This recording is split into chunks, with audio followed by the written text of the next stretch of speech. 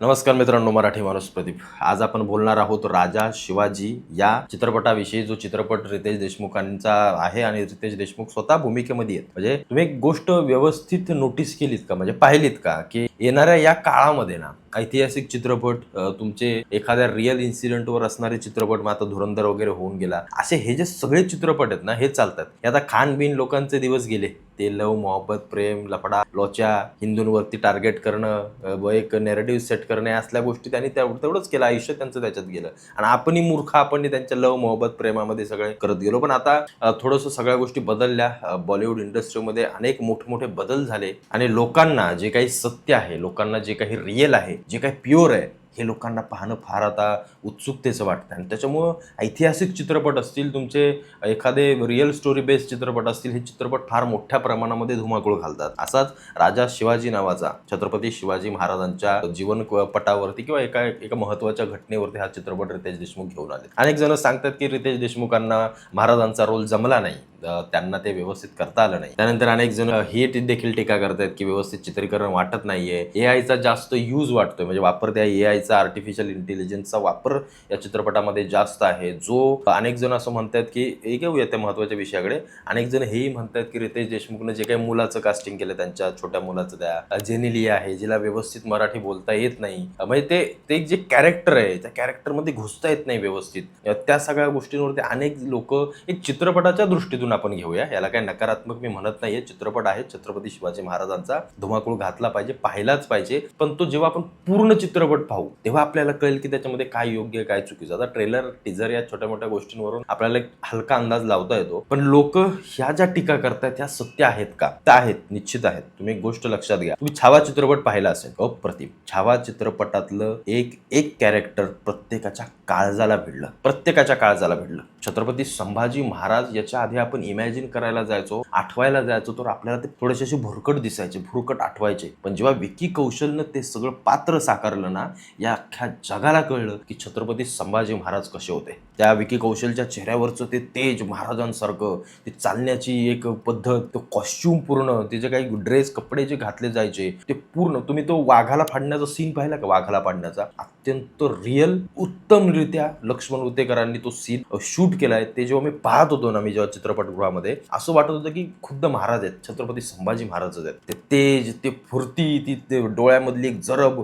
तो जेरेटोप घातल्यानंतर तो त्या चेहऱ्याला सूट होतोय पूर्ण, ते कपडे वगैरे, या सगळ्या गोष्टी बॉडीला अगदी परफेक्ट सूट होत आहेत. या सगळ्या गोष्टी कॉस्ट्युम आणि तुमच्या कॅरेक्टरमध्ये फार महत्वाच्या असतात. त्याशिवाय माणसं त्याच्यामध्ये शिरत नाहीत आणि ते पडद्यावरती त्या पद्धतीचं खरं वाटत नाही. येसुबाईंच्या भूमिकेमध्ये रश्मिका मंदाना, मी जेव्हा तो ट्रेलर वगैरे पाहायला, मला वाटलं अरे काय यार, काय हिला घेतलंय, काय समजत नाहीये काय एवढं. पण तिनं ज्या प्रकारे ती भूमिका वठवली आहे, ज्या प्रकारे तिनं ते एक एक्सप्रेशन चेहऱ्यावरचं, या सगळ्या गोष्टी करून दाखवल्यात, त्या अप्रतिम होत्या. तिच्या मानाने त्या अप्रतिम होत्या. कुठेही असं वाटलं नाही की येसुबाई नाहीयेत म्हणून, किंवा ते जे कॅरेक्टर, त्या नजरेमधले त्या सगळ्या गोष्टी तिनं हुबेहूब सगळ्या गोष्टी केल्या. त्याच्यानंतर अक्षय खन्नाचा औरंगजेब असेल, प्रत्येक कॅरेक्टर मध्ये लक्ष्मण उतेकरांनी घुसून काम केलं. तो चित्रपट स्टार्टिंग पासून एंड पर्यंत पाहता अनेकांचे डोळे पाणावले, अनेक जण ढसाढसा रडले. एवढं उत्तम चित्रीकरण, एवढी उत्तम लिंक लावणं. तुम्ही स्टोरीला सुरुवात कशी करता, तिला कशी मध्यावरती घेऊन जाता, कशी तिला संपवता,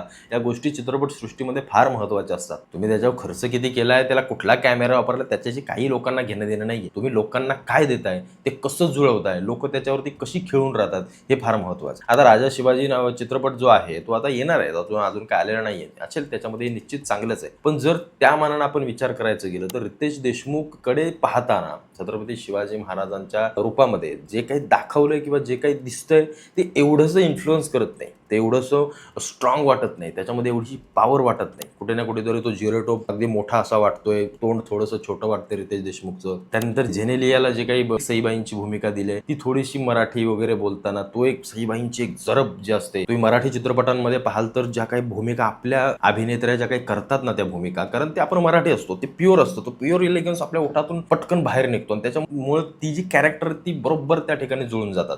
आता त्या अभिषेक बच्चनला घेतलाय, संजय दत्त वगैरे ठीक आहे विलनच्या भूमिकेमध्ये, कारण संजय दत्त वगैरे त्या पद्धतीचं ते एक्सप्रेशन आणि या सगळ्या गोष्टी असतात. आता हे पाहणं महत्वाचं आहे की ती स्टोरी कशा पद्धतीने बनवले, कशा पद्धतीने ते दाखवतात. अफजल खानाच्या वधाचा आणि त्या सगळ्या पार्श्वभूमीवरचा हा चित्रपट आहे की अफजल खान कसा चालून आला, काय केलं, त्याच्यानंतर त्याच्या आधीचं थोडंसं चित्रीकरण छत्रपती शिवाजी महाराजांच्या म्हणजे शहाजीराजे असतील, त्यांचे भाऊ संभाजीराजांचा वध वगैरे अफजल खानाने कसा केला, म्हणजे अफजल खान हा मुख्य आहे आणि अफजल खानाचा वध आणि या सगळ्या पार्श्वभूमीवरती या गोष्टीच्या किंवा या प्रसंगाच्या आजूबाजूला हा फिरणारा चित्रपट आहे. आता तो कसा दाखवला जातोय, त्याची स्टोरी लाईन कशी केली जाते हे फार पाहणं महत्वाचं आहे. कारण मराठीमध्ये देखील दिग्पाल लांजेकरांनी हा प्रयोग केला आणि तो उत्तमरित्या यशस्वी झालाय, उत्तमरित्या. कारण मराठी दिग्दर्शक किंवा मराठी जेव्हा आपण चित्रपट करतो ना, तेव्हा ती आपली गोष्ट आहे, त्याच्यामुळे ती लगेच आपल्याला करायला जमते, ती कॅच करता येते. मग ते पंत असतील, त्यांची भूमिका असेल, मावळ्यांची रांगडी भूमिका असेल, महाराजांची भूमिका असेल, या सगळ्या गोष्टी अगदी व्यवस्थितरित्या जुळतात. त्यामुळे दिग्पाल लांजेकरांनी जे काही चित्रपट बनवून दाखवलंय अफजल खानाचा वध, तो अप्रतिमच होता. पण आता मोठ्या पडद्यावरती जेव्हा रितेश देशमुख या गोष्टी दाखवतायत, साकार करतायत, तेव्हा त्या नक्की कशा आहेत हे पाहणं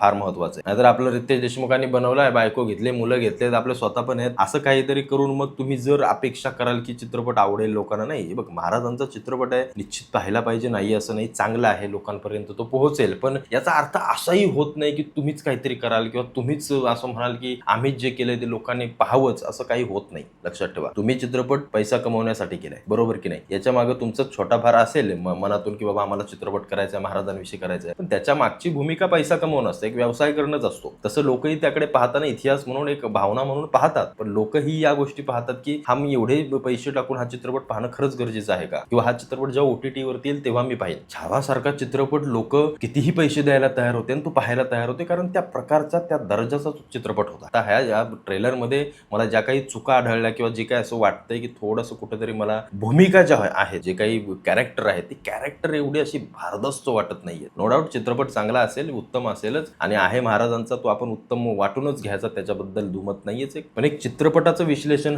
करण्याच्या नजरेतून माझ्या या सगळ्या गोष्टी मला दिसतात. या सगळ्या गोष्टी मला थोड्याशा कुठं ना कुठेतरी चुकीच्या वाटतात. AIचा वापर एक फार आहे आणि तो लगेच कळून येतोय, तो लगेच दिसून येतोय. तो म्हणजे आपले मराठी चित्रपट वगैरे कसे असतात, त्याच्यामध्ये तो AIचा वापर लगेच कळणार आहे, हा हे रिअलिस्टिक वाटत नाही, तशा पद्धतीचं थोडंसं फार या चित्रपटामध्ये वाटतंय. आता ते नक्की पडद्यावरती कसं दिसतं हे फार पाहणं महत्वाचं आहे. पाहूया येणाऱ्या काळामध्ये. हा चित्रपट 1 मेला येतोय, आवर्जून सर्वांनी पहा, बिंदास पहा. ते छोट्या मोठ्या गोष्टी चालून जातात, पण छत्रपती शिवाजी महाराजांचा चित्रपट आहे, अफजल खानाच्या वधाचा चित्रपट आहे. सहकुटुंब जा, लहान सहान मुलांना घेऊन जा आणि हा चित्रपट नक्की पहा. आणि तुम्हाला या सगळ्या चित्रपटाविषयी, या ट्रेलर विषयी काय वाटतं, तुम्हाला काय जर खरोखर याच्यामध्ये काही अजून बदल घडावेसे असे वाटतात किंवा चुका दिसतात, मला आवर्जून कमेंटमध्ये कळवा, आपण बोलूयात त्याविषयी.